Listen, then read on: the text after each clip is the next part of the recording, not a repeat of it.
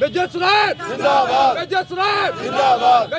वालेकुम नाज़रीन, आपका मेज़बान ज़ैन बाबू आपकी खिदमत में हाजिर है और आप देख रहे हैं उर्दू पॉइंट। मेरे साथ मौजूद है मेजर इसरारुल हक साहब, रिटायर्ड मेजर हैं और इब्रारुल हक साहब के ये ब्रदर हैं और ये नारोवाल PP50 से कैंडिडेट हैं। इनका इंटरव्यू हुआ है इमरान खान साहब के साथ। इंटरव्यू के दौरान क्या क्या बातें हुई हैं और क्या क्या इनसे सवालात किए गए हैं, ये सारा कुछ इन्हीं से जानते हैं। अस्सलाम वालेकुम जी। वालेकुम सलाम। कैसे हैं, खैरियत से? अल्हम्दुलिल्लाह। सबसे पहले मुझे ये बताएं इसरार भाई कि इंटरव्यू के दरमियान खान साहब के साथ गुफ्तगू क्या हुई है? देखिए, पहली बात तो मैं ये करूँगा कि हमारा इंटरव्यू रात के 1 बजे तक जो चल रहा था उस वक़्त हुआ।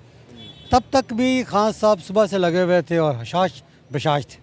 उनसे बात करके बड़ा मज़ा आया, बड़े कंफर्टेबल मूड में थे।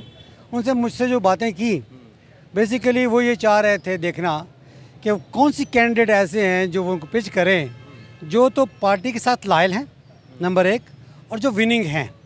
क्योंकि आपको पता है कि आप ऑलरेडी विनिंग हैं। मैं फ़र्स्ट टाइम वहाँ से इलेक्शन लड़ा जब 2008 में। विनिंग से मुराद कि जो जीतते हुए नज़र आते हैं। उस इलाके में नारोवाल से PTI ने पिछले दोनों इलेक्शन में कोई एक सीट भी हासिल नहीं की थी। लेकिन उससे पहले मैंने इलेक्शन लड़ा था 2008 में, तो मैंने इलेक्शन वो जीता था। और वो जो उस वक्त की गवर्नमेंट थी, मुशर्रफ साहब थे, तो मुशर्रफ साहब की मेहरबानी से मुझे हराया गया चंद वोटों से। मैं आज़ाद उम्मीदवार था उस वक्त, तो आज़ाद उम्मीदवार की हैसियत से इतने वोट कभी किसी ने वहाँ से नहीं लिए। अच्छा इसरार भाई, मुझे ये बताएं, सुना ये जा रहा है कि खान साहब के पास तमाम तर डाटा मौजूद है, तमाम कारकुन जितने भी कैंडिडेट्स आ रहे हैं उनका, बेशक वो बैंक का हो, बेशक वो क्राइम के हवाले से हो, या फिर कोई भी उनकी एक्टिविटी उनके इलाके में कोई भी सियासी सरगर्मी हो, वो सारा उनके पास रिकॉर्ड मौजूद है। आपका भी रिकॉर्ड है?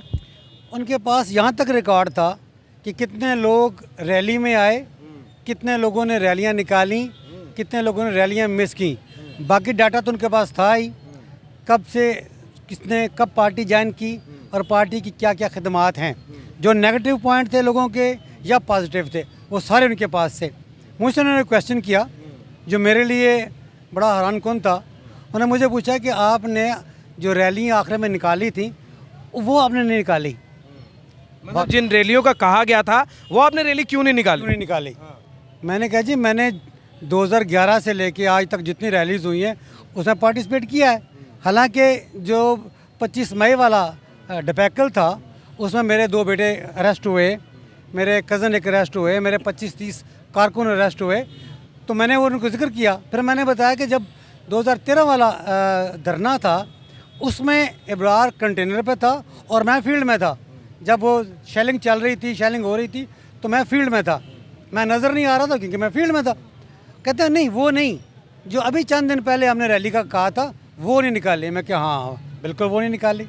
तो फिर उसके लिए मैं बताया उनको कि मैं उस वक्त फिर सोचा हाँ फड़े गए भाई, हूँ फड़े गए। पर मैंने बताया उनको, मैंने कहा इन दिनों में मेरा असल में हार्ट का थोड़ा मसला हुआ था और मैं मेरा NGO हुई और स्टंट डाला, तो उन दिनों में मैं एडमिट था हॉस्पिटल में। मैंने उनको बताया, देन ही रियलाइज्ड। फिर उन्होंने मुझसे पूछा कि कैसे हुआ, क्या सारी डिटेल मुझसे पूछी, तो वो ही वाज सेटिस्फाइड। अच्छा, बैंक बैलेंस के बारे में भी पूछा जा रहा है, क्या जॉब करते हो या पहले सियासी बैकग्राउंड क्या था, और ये तमाम तर सवालात ये उन्होंने मुझसे नहीं पूछना।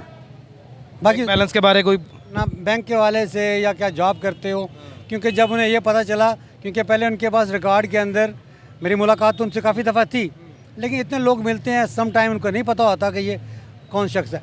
जब मेरी अभी मुलाकात हुई तो मेरे डाटे के अंदर इब्रार का जिक्र नहीं था। तो जब मैंने उनको बताया कि ये हार्ट के हवाले से बात हुई, तो कहते आप इब्रार के भाई हैं? मैंने कहा जी।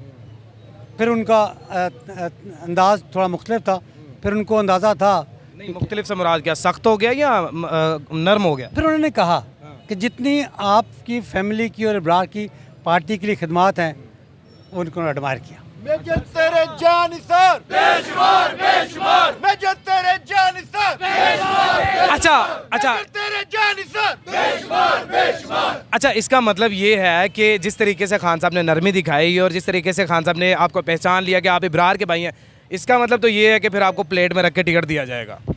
देखिए, मुझे प्लेट में रख के नहीं चाहिए, मुझे मेरिट पे चाहिए, क्योंकि मेरा मेरिट पे उस इलाके के अंदर जिस तरीके से मेरा वर्क है उस इलाके के अंदर, और जिस तरीके से हमने पार्टी के लिए काम किया है, हमने पिछले 5 साल में 1.5 अरब रुपए के प्रोजेक्ट नारोवाल में किए हैं। हमारी वहाँ पे स्ट्रेंथ है, हमारा प्रोजेक्ट है, हॉस्पिटल है, मेडिकल कॉलेज है।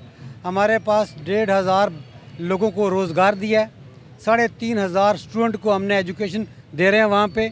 और पिछले तकरीबन 22 साल से हमने लोगों की खिदमत किया वहाँ पे। अच्छा चले फ़र्ज़ करें मैं इस टाइम एंकर पर्सन नहीं हूँ और आप कैंडिडेट हैं, मैं इमरान खान साहब की हैसियत से आपसे क्वेश्चन कर रहा हूँ और आप कैंडिडेट हैं। अच्छा ये बताएं कि आपने अपने पिछले सियासी कैरियर में अब तक क्या किया है और मज़ीद क्या करना चाहते हैं? देखिए, सियासी कैरियर में अगर पीटीए की बात करूं तो पीटीए के हवाले से हमने नारोवाल में पीटीए को ज़िंदा रखा।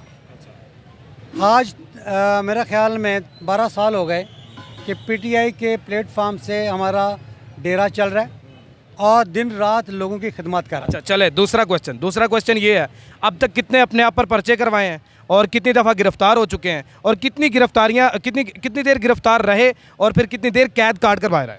ये ज़रूरी नहीं है कि हर बंदा पर्चे करवाए, लोगों से झगड़े करे और इस तरह के काम करे। देखिए जी, जब रैलियाँ निकलती हैं तब पर्चे तो होते हैं।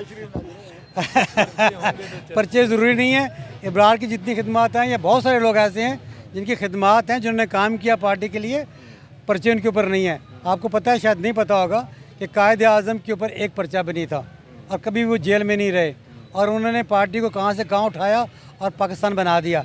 ये ज़रूरी नहीं है। और हाँ, झूठे पर्चे होते हैं। जिस तरह मैंने पहले बताया कि हम रैली में थे जिसमें मेरे 2 बेटे पकड़े गए, ठीक है ना, कज़न मेरा पकड़ा गया। इस तरह काम होते हैं, लेकिन सम टाइम लोग शर्म भी कर जाते हैं, बुज़ुर्गों को देखते हुए वो नहीं भी पकड़ते। अच्छा, जैसे तमाम तर कैंडिडेट्स ने यहाँ पर कुछ ने कैंप्स लगवाए हुए हैं खाने के लिए, कुछ ने पानी के लिए, चाय के लिए और मुख्तलिफ चीज़ों के लिए कैंप्स लगवाए हुए हैं कि हमें शायद इसकी बना पर देखे जाने के बाद खान साहब की तरफ से शाबाश मिले या फिर इसकी बुनियाद के ऊपर टिकट मिल जाए। आपने भी कोई ऐसी हरकत की है? इसलिए तो नहीं की कि मुझे इसलिए टिकट मिल जाए, लेकिन खिदमत खलक हमारा काम है। तो जब मैं लास्ट टाइम आया, आज से कोई 3 हफ्ते पहले, तो मैंने देखा कि यहाँ पे बहुत सारे लोग हैं और दिन रात यहाँ पे आते हैं। उसमें से कोई बीमार भी होगा, किसी को चोट भी लगेगी, कोई ज़ख्मी भी होगा, तो उसके लिए कोई खातिर खा ऐसी फैसिलिटी अवेलेबल नहीं थी जो उनको फ़ौरी तिब्बी इमदाद पहुँचा सके। तो फिर मैंने यहाँ पे अनाउंस किया कि मैं मेडिकल कैंप का बंदोबस्त करूँगा। पिछले 3 हफ्तों से मेडिकल कैंप चल रहा है हमारा यहाँ पे। उसमें से हमने डेली तकरीबन 100 से 150 पेशेंट देखते हैं, उनको फ्री मेडिसिन देते हैं।